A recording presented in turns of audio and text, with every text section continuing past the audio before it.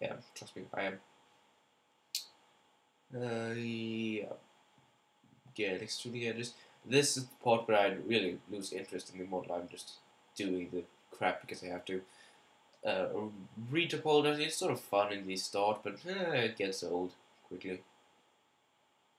And it's pretty challenging if you're doing something like human. Well, not really human, those aren't too challenging. You have to just, if you know your edge flow, you don't have to think too much. But if you're using something like, really high detailed meshes, retopologizing is you have to think a lot about what you will want to do with your things. So, yeah. We're actually over halfway done. Which is here, I'm moving towards the left side of the rock where I will actually use very, very little geometry because, as I said before, it really doesn't stand out that much to me.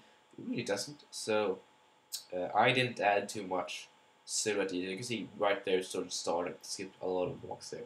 However, I just wanted some of them standing out, so I just tweaked some edges there. Uh, yeah, I actually, in the end, I ended up tweaking this quite a bit after I taped it, but yeah, I mean, removing some edges and sort of making some more outstanding parts on the left side, so that it at least gives you some interest to look at. Sorry for that. Yeah. See, there's a large chunk of polygons there, which I just made because I didn't find that part very necessary, and you can see the white part has a lot of polygons, which I tweaked that in the end quite a bit. Well, not quite a bit, I tweaked somewhat, not too much. And adding edges, merging things, just making everything proper. Yeah, let's see.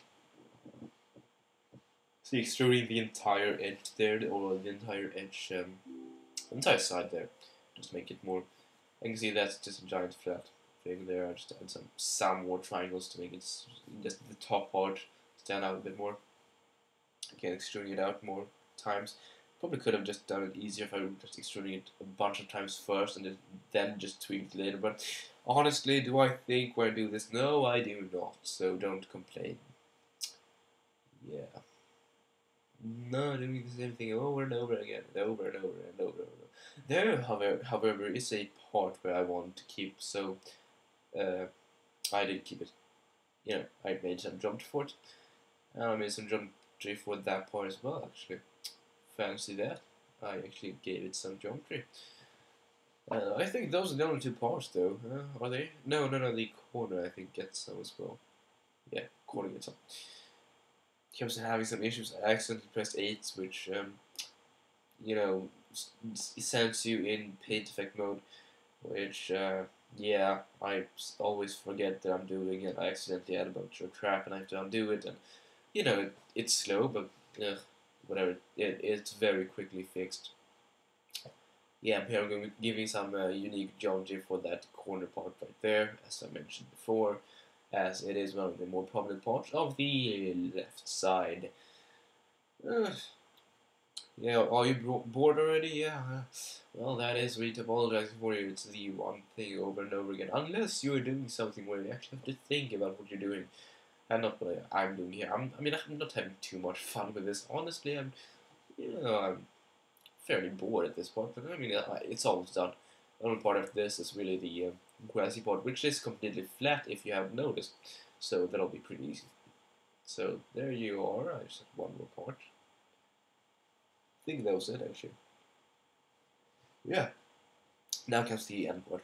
Connecting things. So I'm extruding that over so that I sort of can use fill hole to make a giant face over. I could show you. Be able to see later on. Later on. Just making sure I don't have any weird angles.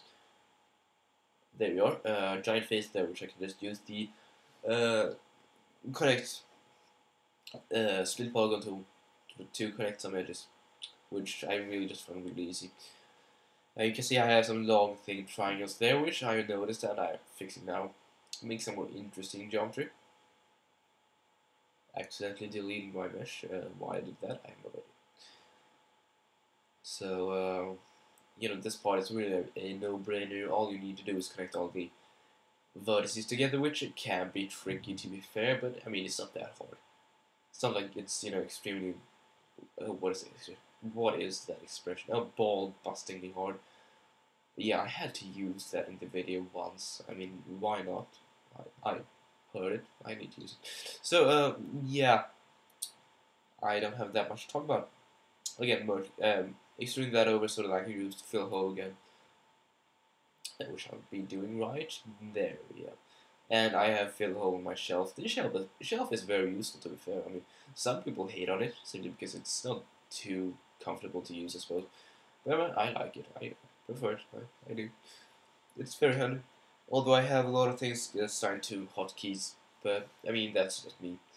So I think we're almost done here. Actually, we are very close to finished. Yeah, we're pretty much done. Yeah, and we're pretty much done. Here comes the UV and the baking stage. I will use this in the same part as the retopologizing stage, simply because this is basically only 3 minutes long, so this will not take long at all. I mean, obviously, anyone who has UV map from more than 3 days should know how to do this. It's basically only 2 parts. What I'm doing here is selecting the one part, which is the flat area, just making sure I have the faces that I want, and realizing then that I had to actually extract them, because if you just, right now my mesh didn't have really messed up UVs as your mesh usually has, unless you've done anything, so I had to extract parts of it so that I could keep the selection. I think there are better ways of doing that, but that's just my way. Now I have combined them again, so no, I'm done.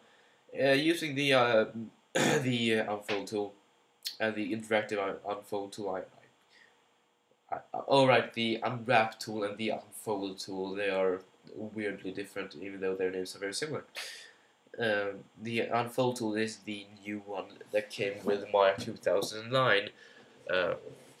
And it is very useful. It is one of those interactive things to sort of drag a invisible slider of sorts, and UV maps or unfolds interactively, which makes some nice eye candy, and is actually pretty useful sometimes when the unwrap tool isn't doing what you want it to.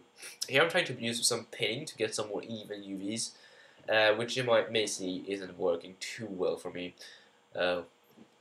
What's weird about this is I ended up cutting this shell, UV shell here, into 2 pieces because I want more UV space. So I cut it in the center, which gave me 2 pieces so that I could use more UV space.